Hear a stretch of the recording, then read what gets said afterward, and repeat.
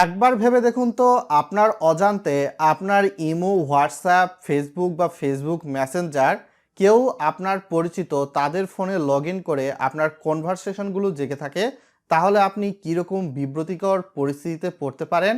তো সেক্ষেত্রে আপনারা যাতে এইরকম বিব্রতিকর পরিস্থিতিতে না পড়েন, আজকে কিন্তু তেমনই একটা টিপস অ্যান্ড ট্রিক্স নিয়ে আসার চেষ্টা করেছি।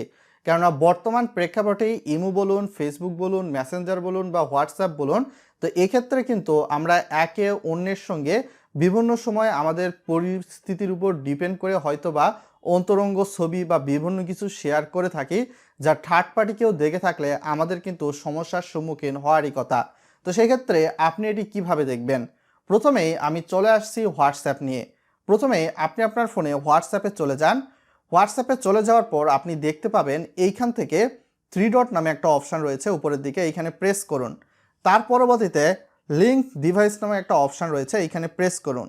তো এক্ষেত্রে দেখতে পাচ্ছেন যে এইখানে বর্তমান সময়ে কোনো ডিভাইস কিন্তু লগ ইন করা নেই, শুধুমাত্র আমার ফোনেই আমার হোয়াটসঅ্যাপটা লগ ইন করা রয়েছে। অনেক সময় দেখা যায় যে একটা ফোনে যে হোয়াটসঅ্যাপ অ্যাকাউন্ট থাকে সেটা হয়তো বা অন্য আরেকজন তাদের ফোনেও লগ ইন করে নেয় বা ওয়েব ব্রাউজার হিসাবে লগ ইন করে। তো সেই ক্ষেত্রে এইরকম কিন্তু ইন্টারফেস দেখাবে। তো সেইখান থেকে অবশ্যই কিন্তু আপনাকে এটা রিমুভ করে নিতে হবে বন্ধুরা। এখন চলে আসা যাক সরাসরি ফেসবুক বা মেসেঞ্জারের ক্ষেত্রে। আমাদের ফেসবুক অ্যাকাউন্টে চলে আসলাম। চলে আসার পর উপরের দিকে এইখানে আমাদের ছবির মতো আইকনে প্রেস করে দিয়ে এইখান থেকে সেটিংসের মতো একটা বার রয়েছে, এখানে আমরা প্রেস করছি। ভিডিওতে লাইক করে বন্ধুবান্ধবদের সঙ্গে শেয়ার করতে ভুলবেন না। এখন একটু নিচের দিকে গিয়ে আপনি দেখতে পাবেন সিকিউরিটি অ্যান্ড লগ ইন নামক একটা অপশান, এখানে আমরা প্রেস করে দিচ্ছি।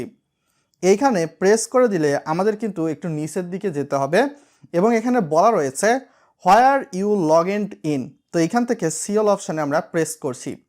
এইখানে প্রেস করলে আমরা দেখতে পাবো আসলে কোন কোন ডিভাইস থেকে আমাদের ফোনে লগ ইন করা হয়েছে। তো সাপোজ দেখা যাচ্ছে এইখানে আপনি দেখতে পাচ্ছেন আমারটা কিন্তু পূর্বের যে আইডিটা রয়েছে বা ফোনের, সেইখান থেকে কিন্তু আমার লগ ইন করা রয়েছে, এটা অ্যাক্টিভ। এর পরবর্তীতে যদি দেখতে পাই তো সেক্ষেত্রে কিন্তু আমি এইখান থেকে আমার এই আইডি বা এই ফোন দিয়ে কিন্তু লগ ইন করি নাই এই লোকেশান থেকে। তো এই ক্ষেত্রে আমি এইখানে প্রেস করছি, প্রেস করে এইখান থেকে লগ আউট অপশানে দিয়ে দিচ্ছি।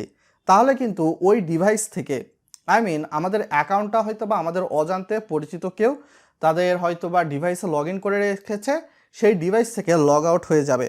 যে এইভাবে ফেসবুক বা মেসেঞ্জারে কিন্তু আপনি কাজ করে নিতে পারবেন। তাছাড়াও সবার পরিচিত একটা বিষয় সেটা হচ্ছে ইমো। তো ইমোতে যদি এইরকম সমস্যা হয় তাহলে তো সমস্যার সম্মুখীন তো হতেই পারেন, এবং অনেকের স্বামী বিদেশ থাকে, বুঝতে পারতেছেন, অনেক ক্ষেত্রে হয়তোবা অনেক কিছু করে থাকে সেই আইডির মাধ্যমে। তো আপনি কিভাবে দেখবেন ইমো অ্যাকাউন্টটা অন্য কেউ চালাচ্ছে কিনা আপনারটা? তো সেক্ষেত্রে আপনার ইমোতে চলে আসার পর উপরের দিকে বামে এই অপশানে প্রেস করুন। প্রেস করলে সেটিংস নামে একটা অপশান দেখতে পাবেন। তার পরবর্তীতে এইখান থেকে ডিভাইস ম্যানেজারে চলে এসে এইখানে কিন্তু দেখতে পাচ্ছেন অনলাইন ওয়ান। আবার আমার এই পাশে একটা স্ক্রিনশট দেখতে পাচ্ছেন যেখানে কিন্তু দুইটা ডিভাইসে একটা ইমো অ্যাকাউন্ট লগ ইন করা রয়েছে।